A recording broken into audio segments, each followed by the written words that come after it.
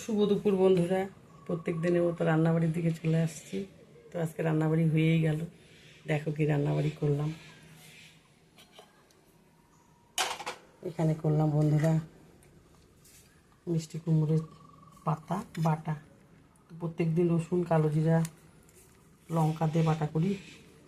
আজকে ইচ্ছা করলো একটু শুকনো মাছ দিয়ে খাবো, তাই প্রথমে পাতাটাকে কাঠখোলায় ভেজে নিছি লবণ দিয়ে। তারপর রসুন, লঙ্কাটাও কাঠখোলায় ভেজে নিচ্ছি। শুকনো মাছটাকেও ভালো ভালো করে লাল লাল করে ভেজে নিয়ে বাটলাম বেটে। তারপরে সরষের তেলে আবার এটাকে সবগুলো দিয়ে ভাজা করছি। তেল দিয়ে এটা ভাজা করে নিচ্ছি।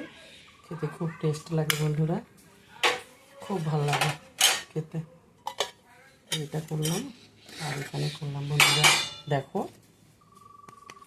কাঁকরোল ভাজা, পটল ভাজা, মিষ্টি কুমড়োর ভাজা।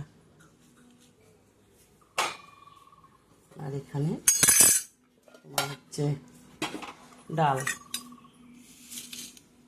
মিষ্টি কুমড়োর ডোগা দিয়ে ডাল করলাম। দেখো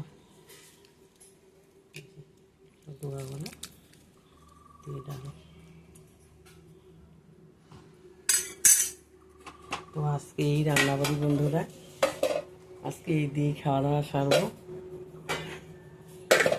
ওদিকে সাদা ভাত হয়ে গেছে। তোমরা সবাই খাওয়া দাওয়া খাও, আমরা এখন খাওয়া দাওয়া খাবো। সবাই ভালো থাকো, সুস্থ থাকো বন্ধুরা। পরের ভিডিওতে আবার দেখা হবে।